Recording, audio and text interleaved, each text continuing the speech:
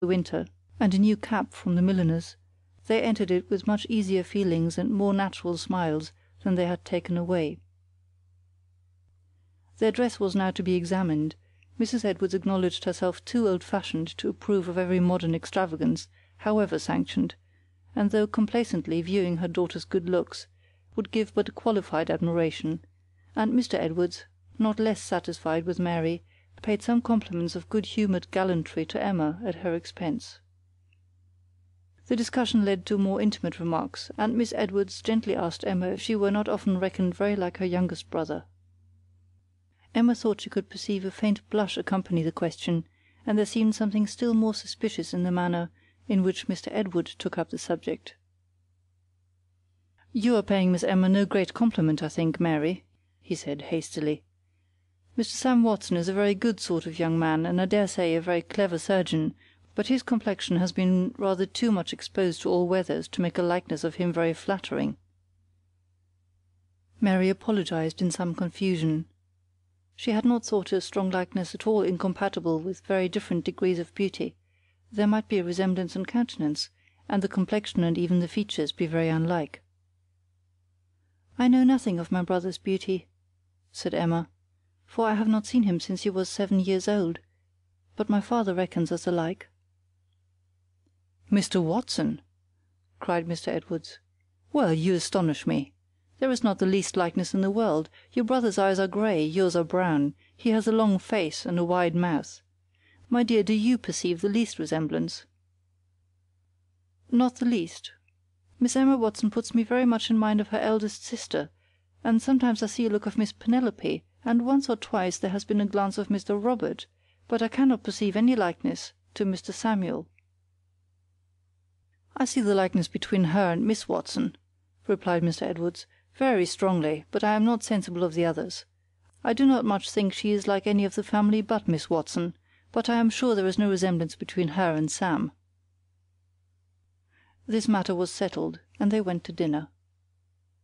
"Your father, Miss Emma, is one of my oldest friends," said Mr. Edwards, as he helped her to wine, when they were drawn round the fire to enjoy their dessert. "We must drink to his better health. It is a great concern to me, I assure you, that he should be such an invalid.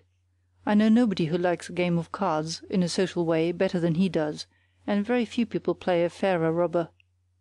It is 1,000 pities that he should be so deprived of the pleasure. For now we have a quiet little whist club, that meets 3 times a week at the White Hart, and if he could but have his health, how much he would enjoy it." "I dare say he would, sir, and I wish with all my heart he were equal to it." "Your club would be better fitted for an invalid," said Mrs. Edwards, "if you did not keep it up so late." This was an old grievance. "So late, my dear, what are you talking of?" cried the husband, with sturdy pleasantry. "We are always at home before midnight. They would laugh at Osborne Castle to hear you call that late. They are but just rising from dinner at midnight." "That is nothing to the purpose," retorted the lady calmly.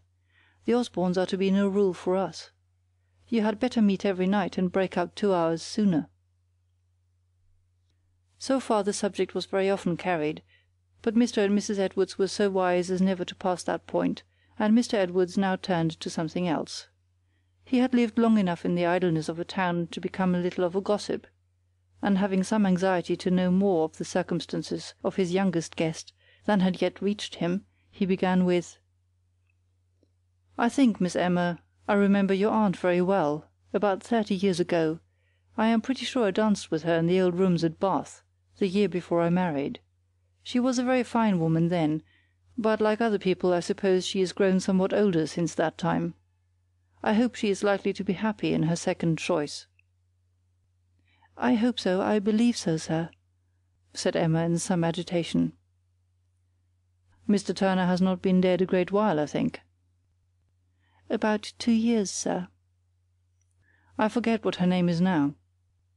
"O'Brien." "Irish, ah, I remember, and she is gone to settle in Ireland. I do wonder that you should not wish to go with her into that country, Miss Emma, but it must be a great deprivation to her, poor lady, after bringing you up like a child of her own." "I was not so ungrateful, sir," said Emma warmly, "as to wish to be anywhere but with her. It did not suit them, it did not suit Captain O'Brien that I should be of the party." "Captain?" repeated Mrs. Edwards. "The gentleman is in the army, then?" "Yes, ma'am." "Aye, there is nothing like your officers for captivating the ladies, young or old. There is no resisting a cockade, my dear."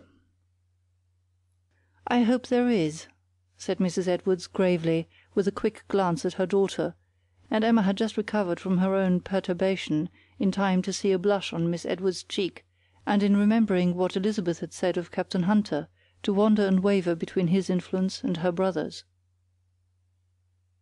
"Elderly ladies should be careful how they make a second choice," observed Mr. Edwards. "Carefulness, discretion should not be confined to elderly ladies or to a second choice," added his wife. "They are quite as necessary to young ladies in their first." "Rather more so, my dear," replied he, "because young ladies are likely to feel the effects of it longer. When an old lady plays the fool, it is not in the course of nature that she should suffer from it many years." Emma drew her hand across her eyes, and Mrs. Edwards, on perceiving it, changed the subject of one to less anxiety to all. The entrance of the tea things at 7 o'clock was some relief, and luckily Mr. and Mrs. Edwards always drank a dish extraordinary, and ate an additional muffin when they were going to sit up late, which lengthened the ceremony almost to the wished-for moment. End of Part 1.